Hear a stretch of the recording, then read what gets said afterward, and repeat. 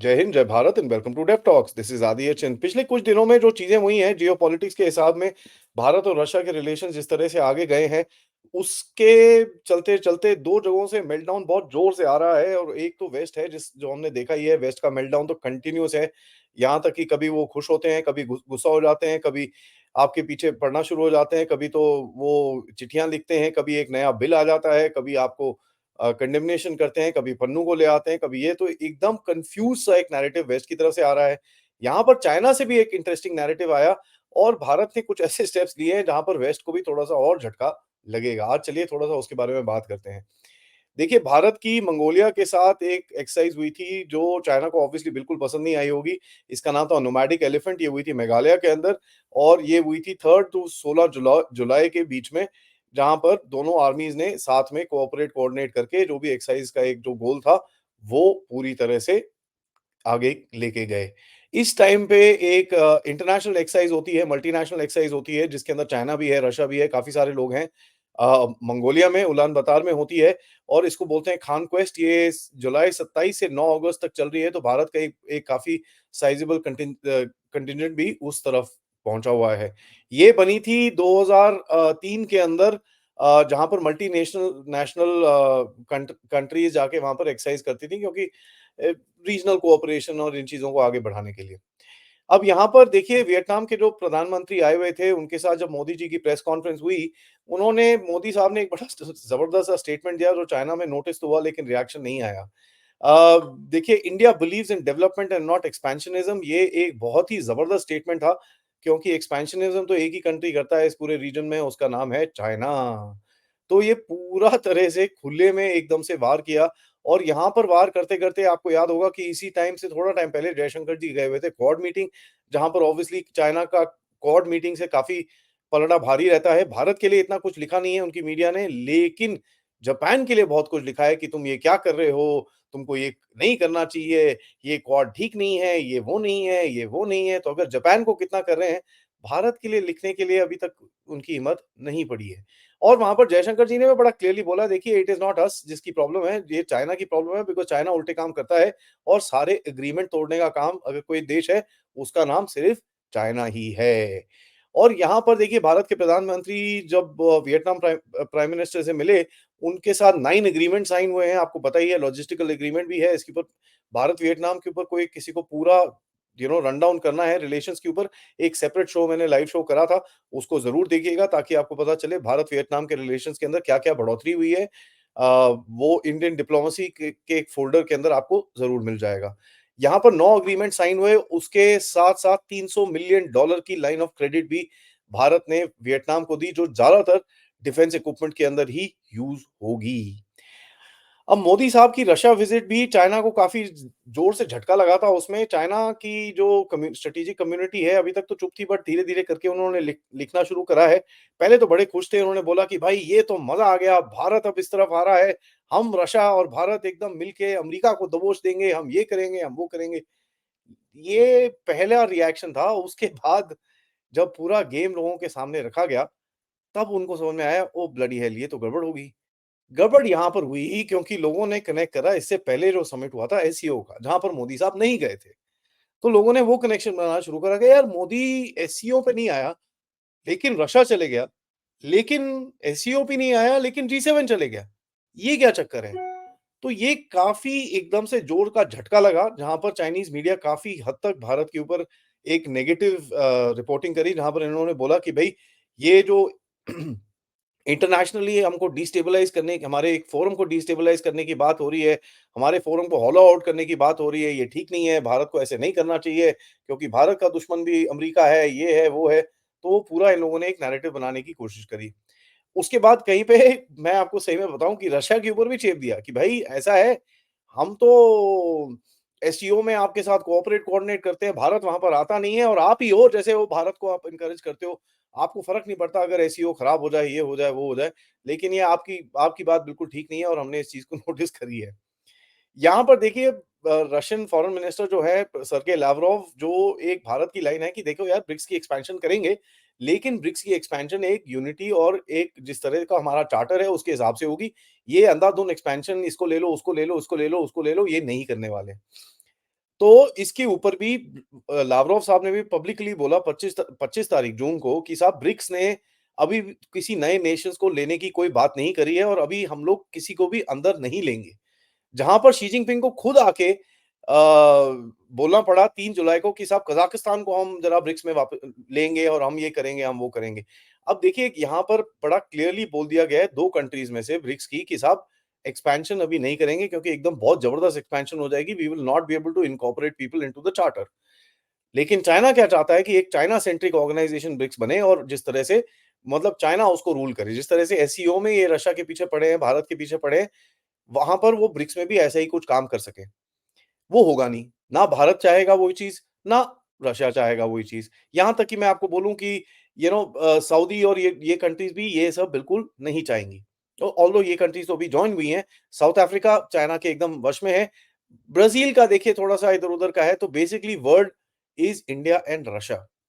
और यहाँ पर अगर भारत अकेला भी खड़ा हो, फिर भी ब्रिक्स का चार्टर चेंज नहीं हो सकता because it is a consensus based forum. अब भारत, रशिया को अगर आप कंबाइन करो, उनकी डिप्लोमेसी वियतनाम के साथ देखो तो बड़ी इंटरेस्टिंग बनती है क्योंकि पुतिन साहब 2-3 महीने पहले गए थे नॉर्थ कोरिया से एक स्ट्रेटेजिक डिफेंस ट्रीटी उन्होंने साइन करी जिससे चाइना को काफ़ी दर्द हुआ था। उसके बाद वहाँ से उठ के वो वियतनाम भी चले गए जहाँ पर उन्होंने एक और स्ट्रेटेजिक ट्रीटी उनके साथ भी साइन करी। तो ये बड़ा इंटरेस्टिंग है कि भारत के वियतनाम के साथ रिलेशन अच्छे हैं और रशिया भी उसी चीज़ में आगे चल रहा है।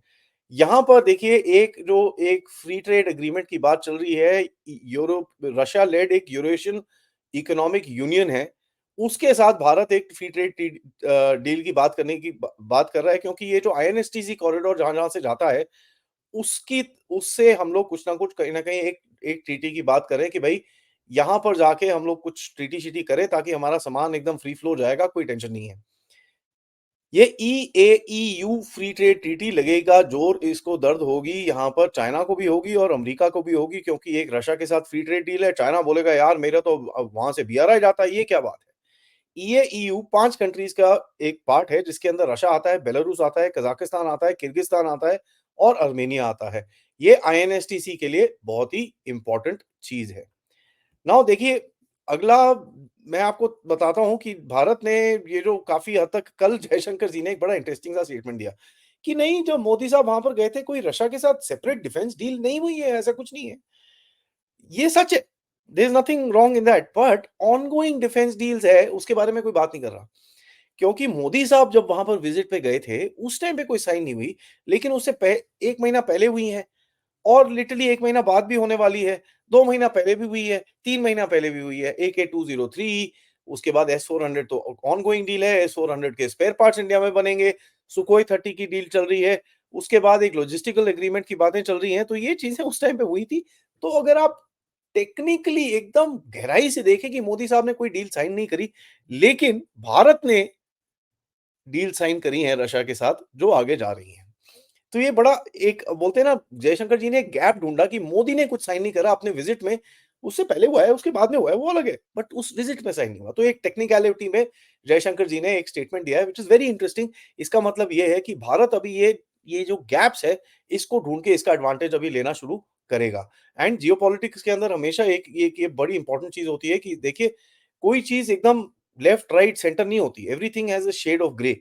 ठीक है? तो कहीं न कहीं ये जो गैप्स होते हैं इसके एडवांटेज आपको ज़रूर लेने चाहिए ताकि you are able to get your interest through. अब यहाँ पर एक इंडियन शिप है आईएनएस तबार जो रशियन वॉरशिप के साथ एक मैरीटाइम पार्टनरशिप एक्सरसाइज कर रही है कहाँ पर? सेंट पीटर्सबर्ग में।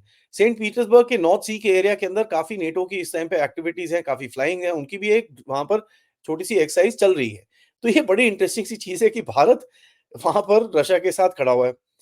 दूसरा एक चीज़ मेरे को कल पता चली जो मेरे को पता नहीं थी, एक टेम्पल बन रहा है साहब, मॉस्को में भी अभी मंदिर बन रहा है और यहाँ पर पुतिन और जो वेरी ऑर्थोडॉक्स क्रिश्चियन सोसाइटी उन्होंने वेलकम करा है इस चीज़ को कि साहब नहीं-नहीं आप मंदिर बनाओ, कोई टेंशन नहीं है, आप यहाँ पर अपना कल्चर भी स्प्रेड करो।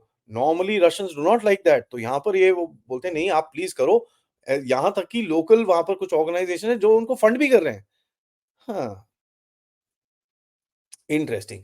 यूएस का आपको पता है वेनेजुएला के साथ काफ़ी चक्कर चल रहा है, ठीक है? जो ऑपोज़िशन लीडर है उसको यूएस ने एंडोर्स कर दिया है जहाँ की कि रशिया, चाइना ने मडुरो को सपोर्ट करा है। हमको कोई फ़र्क नहीं पड़ता क्योंकि guess what? We are buying oil. Ambani साहब ऑयल खरीद रहा है, भारत भी ऑयल खरीद रहा है वेनेजुएला से, जो हो हमको कोई फ़र्क नहीं पड़ता, हमने अपना काम करने का है। अब इस महीने में क्या होने वाला है कि यूक्रेन की बात अब मोदी साहब शुरू हो जाएँगे, तो एक पल्ला इस तरफ खेला, जहाँ पर आप इस तरफ से स्टैंड लिया, अब जाके आप दूसरी तरफ का स्टैंड ले रहे हो क्योंकि मोदी साहब जाने वाले हैं यूक्रेन। मोदी साहब जाने वाले हैं यूक्रेन और पोलैंड जो बेसिकली एक हार्डकोर नेटो एक नेटो के वश में है और एक नेटो कंट्री है पोलैंड।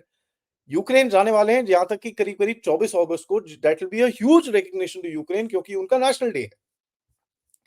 सो देखिए बोलते हैं इसको रियल पॉलिटिक। आप रशिया के साथ भी खेल सकते हो, आप यूक्रेन के नेशनल डे में यूक्रेन के साथ भी खड़े हो सकते हो और बीच में एक कहीं न कहीं एक पीस टॉक्स का प्रपोज़ल की भी बात कर सकते हो, जैसे-जैसे जयशंकर जी ने क्वाड मीटिंग में बड़ा क्लियरली बोला है। ये होती है लेवरेज। ये लेवरेज देके ना चाइना का खाना हज़म होगा, ना अमेरिका का खाना हज़म होगा, ठीक है? लेकिन मैं आपको ये चीज़ बता दूँ, फ्रीडम एंड डेमोक्रेसी के अलावा अमेरिका के पास कोई चॉइस नहीं है और चाइना के पास ग्लोबल टाइम्स के अलावा कोई चॉइस नहीं है। इनको कहीं न कहीं इस चीज़ में they will have to register this and they will have to sit down and accept it.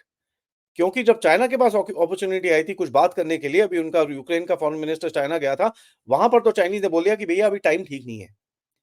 यहाँ पर भारत जाके कुछ करता है, तो चाइना की बहुत बुरी तरह नाक कटेगी। अब आप मिडल ईस्ट में भी मैंने आपको बोला था कि चाइना ने ये पीस डील, वीस डील करी है, ये सब कचरा हो जाएगा। ठीक है? सब कुछ कचरा हो जाएगा और कचरा हो गया है। जैसे ही इज़राइल ने ठोका इस्माइल हनिया को पूरी पीस डील ये जो भी नेगोशिएशन ये चाइना करने की कोशिश कर रहा था, सारा गया कचरे के डिब्बे के अंदर जिस तरह मैंने चीज़ बोली थी। ये आएगा अभी मज़ा रियल पॉलिटिक खेलने का। इसमें आपको थोड़ा सतर्क रहना है क्योंकि आपके अंदर की डिविजन्स ये थोड़ा खेलनी शुरू करेंगे। लेकिन इसके अंदर एडवांटेज ये है कि इस टाइम पे वेस्ट अपने अंदर ही बहुत बिज़ी है। तो देखते हैं गेम आगे कैसे जाता है। इसी बात पे ये वीडियो को लाइक ज़रूर करिएगा, सब्सक्राइब करिएगा चैनल को अगर आपने नहीं करा है। Most importantly share this with your friends and families and आज दोपहर में 3:15 बजे मिलेंगे मेजर जनरल राजीव नारायणन से, रात को मिलेंगे पथिकृत पानी साहब से एंड प्लीज अगर आप इस चैनल की तरफ कंट्रीब्यूट कर सकते हैं use the QR code for and पे और या फिर पेपैल फॉर डायरेक्ट कंट्रीब्यूशंस या फिर सुपर स्टिकर सुपर चैट्स या मेंबर्स बन के भी आप मेरी तरफ कंट्रीब्यूट कर सकते हैं। जय हिंद, जय भारत।